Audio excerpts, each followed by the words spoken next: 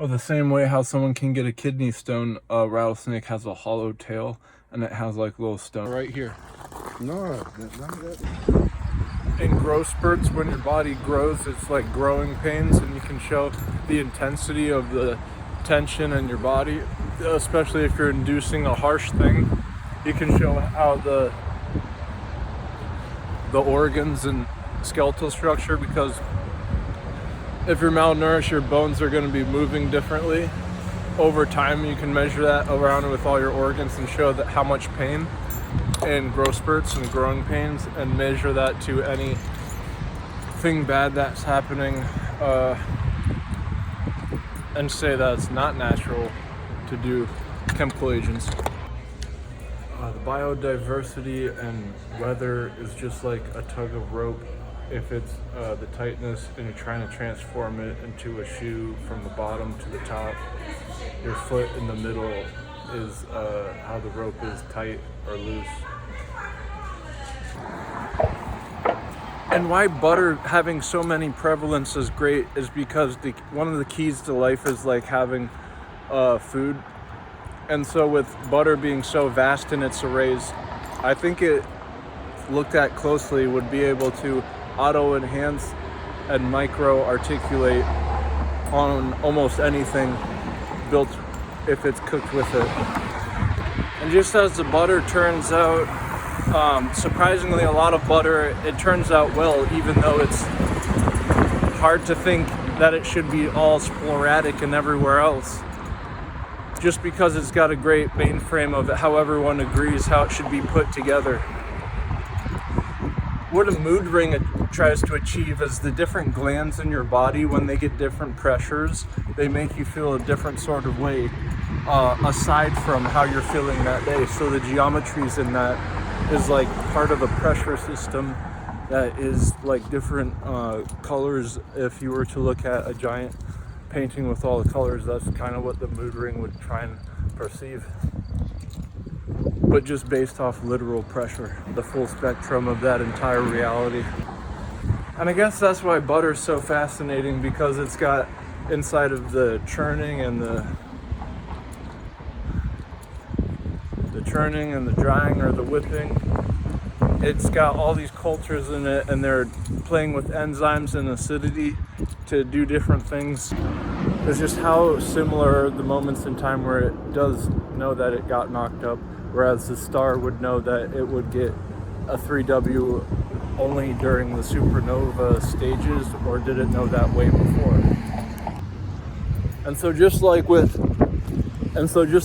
insects, how some of them, they don't need like a partner to get impregnated, and then this is how stars are, because stars are born from like a dust cloud, but however, to achieve the singularity in it, it's just a single object making itself have singularity in it if it is of 3W. And if it's of 3W or not, that would be the point of the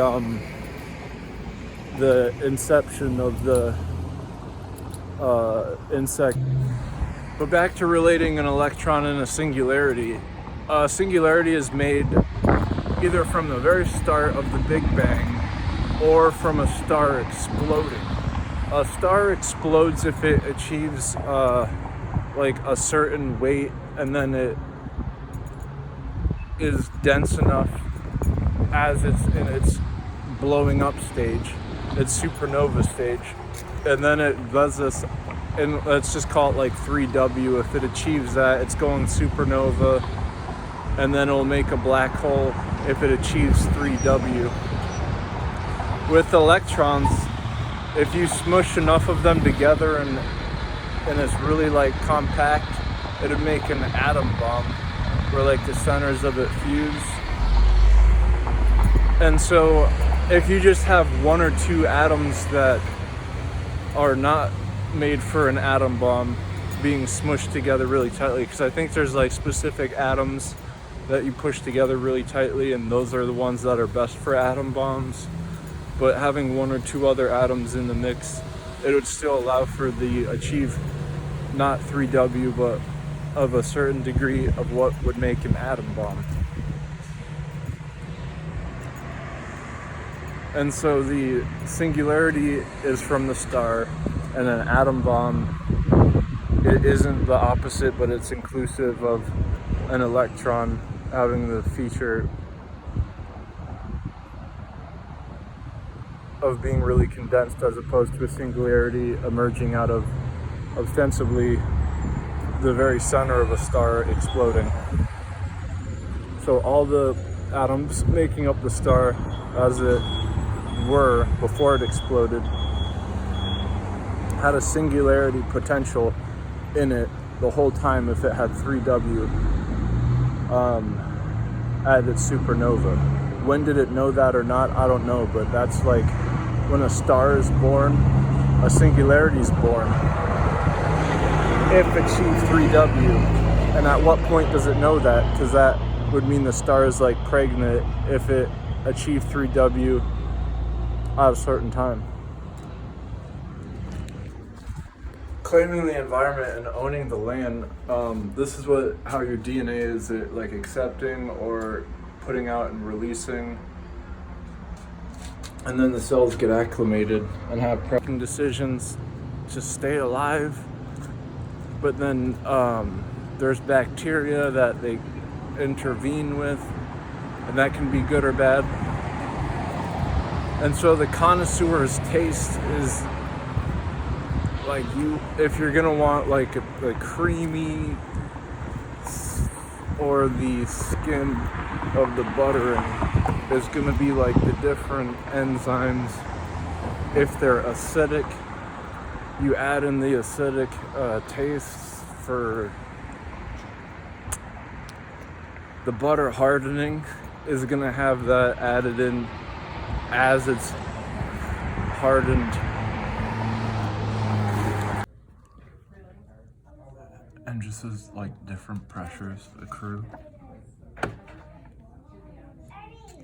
the glands of your body, like it's the whole cell life, how it can think it's achieving actual standpoints, and then more of like it can actually think it is, the more it tries to prove itself as an intellect inside of the environment. It could actually distort to be achieved when it isn't necessarily adequate.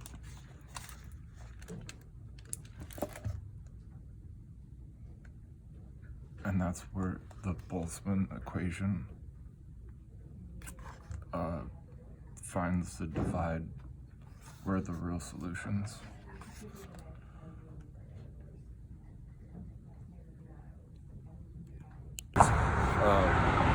If you get something really, really small and something really, really big, and then you say their size doesn't matter, and if they're characteristics that identify them. If just black and white was everything that constituted, and color was like the wild card to the pressure, positive or negative, what would that be?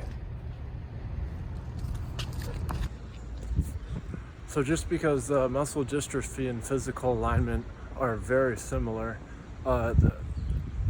more often than not, the things that you wouldn't think are different are just very much the same.